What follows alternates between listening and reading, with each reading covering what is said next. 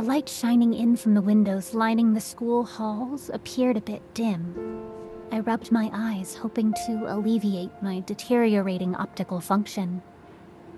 Walking by her side, I noticed my little sister Dee Dee's brows furrowing. I know that face. It is the expression she makes when she is worried. The slowing of my body's physical functions are still within the expected range.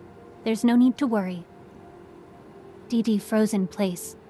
It seemed I had only made her worry more. All life has to come to an end one day. It is just another part of nature. No, said my little sister, her eyes downcast as her voice trembled. You promised everything would be okay. She was right. I did say that. But how could I not, seeing her cry like that? Even so, I have rust inside me. This cursed power bestowed upon me by the professor is why I am still alive. With each day, a little more of the rust disappears. This is the cause of my physical deterioration.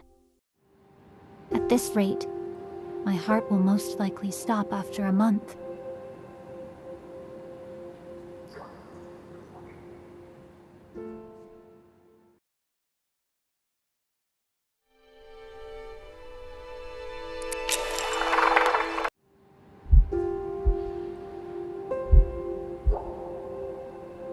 Dee Dee tried her best to save me.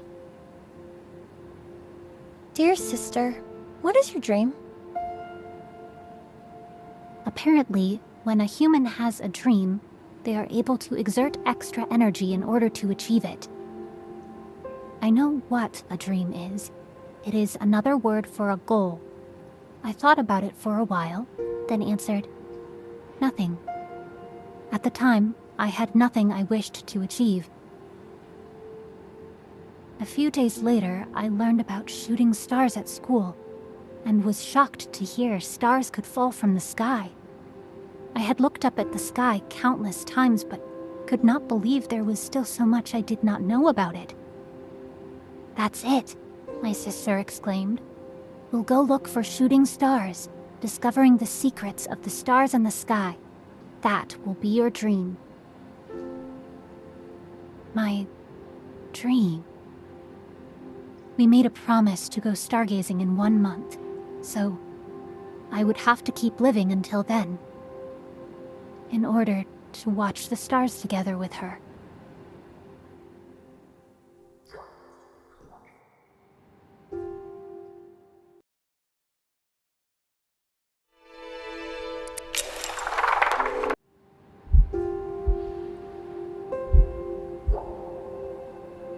My body, having lost its rust, was being held together by my power as a witch.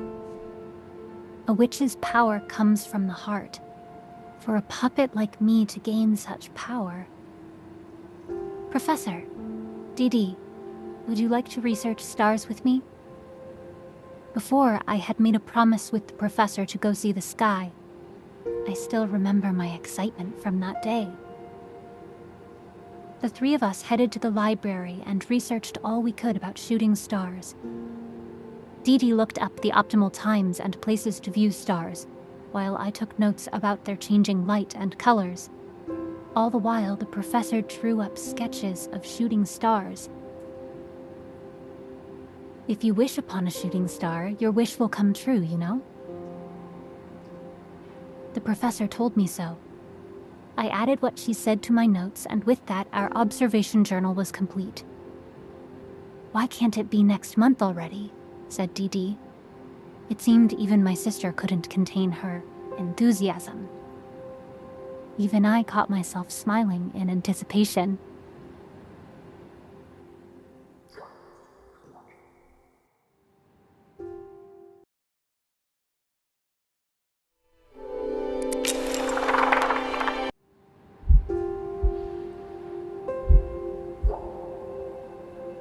On the day we promised to see the stars, I looked out of the window and watched the pouring rain. Today's plans would most likely be cancelled. It was a shame we would not be able to see the shooting stars. but seeing my little sister so disappointed left even more of a pang in my chest. On the table lay the journal we had made together, alongside our coats, scarves, and warm drinks. Without thinking, I found myself on the rooftop of my lord's mansion. Maybe the sky will clear up soon, I thought, and began to get ready while being soaked by the rain. Dear sister, what in the world are you doing? You're chilled to the bone. Didi approached me and reached out, gasping at the cold touch. It's all right.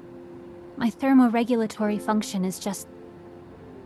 I began to explain, but realized that was not what she needed to hear. I wanted to go stargazing with you. Didi's eyes widened, and tears flowed down her cheeks. From the sky, a thin ray of light slowly enveloped us. Slowly and quietly, the rain began to stop.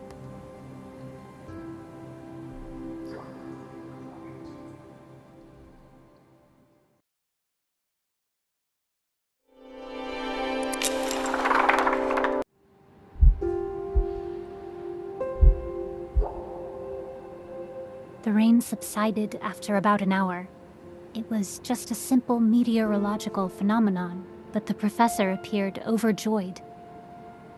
Still recovering from the cold, my physical functions rapidly deteriorated. I felt a rising fever, and my vision blurred as I struggled to walk. I slumped back in a chair, gazing listlessly at the sky. Sitting next to me, my little sister draped a coat over my shoulders, and the professor handed me a warm drink. Little A, are you okay? Yes, I'm fine.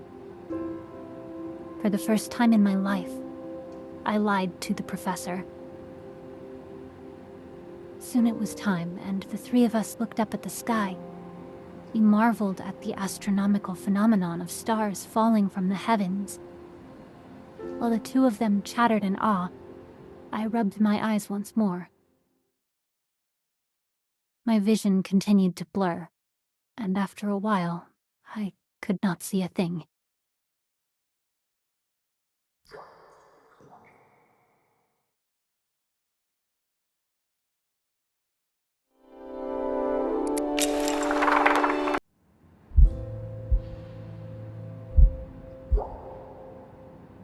That was the trigger.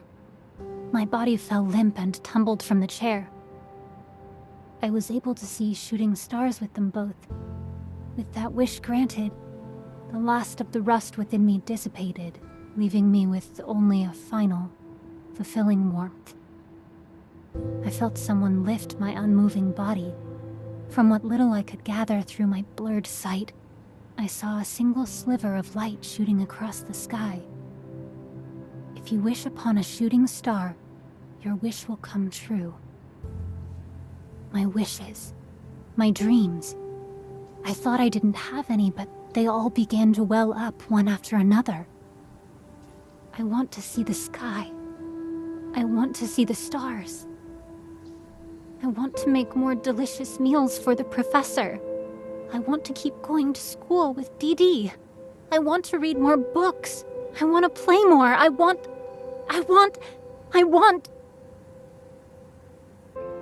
to live. I want to spend more time with Didi and the professor. In the distance, I could hear faint shouts, but everything had already become a blur to me. As my consciousness slowly faded to black, a single ray of light trickled down towards me like a teardrop.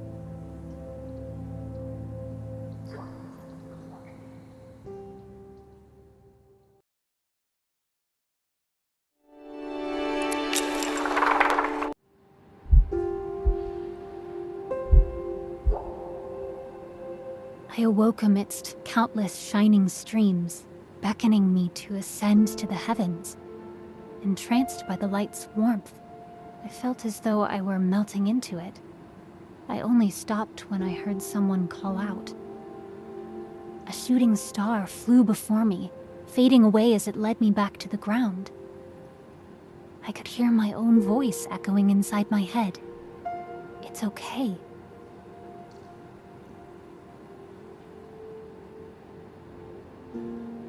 My eyes shot open and I was lying in bed.